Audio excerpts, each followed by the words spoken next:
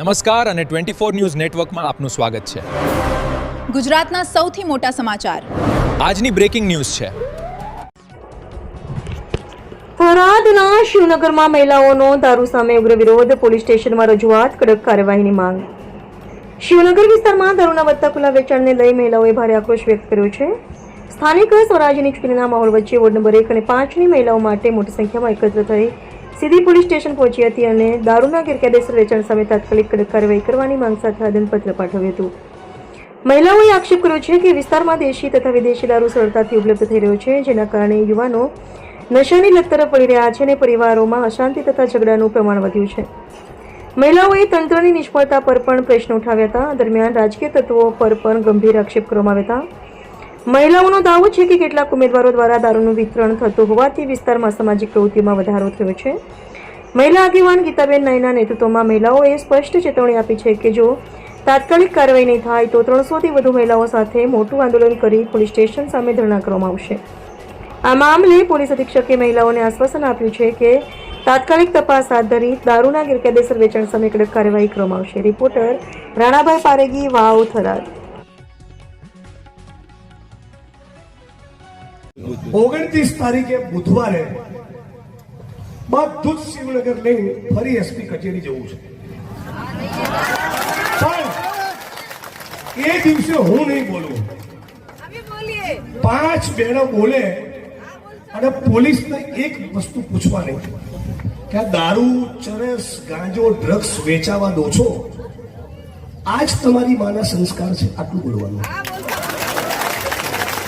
તમારા બાપે તમને આવા સંસ્કાર આપ્યા છે કે અમારા શિવનગરને બરબાદ કરો છો, અમારા થરાદને બરબાદ કરો. આટલું એક વાક્ય બોલવા માટે ક્યારે જવાનું છે? ક્યારે જવાનું છે? કયો વાર? સમય કેટલો? બસ જો આજથી કસરત ચાલુ રહી. બેન નાઈ, આજે અમે વોર્ડ નંબર 1ના 4 ઉમેદવારો, વોર્ડ નંબર 5ના ઉમેદવારો અહીંયા એસપી સાહેબને રજૂઆત કરવા માટે આવ્યા હતા અને આવેદનપત્ર આપ્યું છે કે ખુલ્લેઆમ પાણીની જેમ શિવનગરમાં અત્યારે દારૂ વેચાઈ રહ્યો છે. વચ્ચે 1-2 મહિના શાંત થયું હતું, પણ હવે જે ચૂંટણી આવી છે, જે ભાજપના ઉમેદવારો છે એ ખુલ્લેઆમ ઘરો ઘર જાય અને દારૂનું વિતરણ કરી રહ્યા છે. આજે અમે એસપી સાહેબે ખૂબ સારી રીતે અમને સાંભળ્યા છે અને આશ્વાસન આપ્યું છે અને બહુ ધરી આપી છે કે તાત્કાલિક ધોરણે બેન અમારી અમે ટીમ મૂકીએ છીએ અને જ્યાં પણ તમારા જે પ્રશ્ન છે એ અમે હલ કરીશું.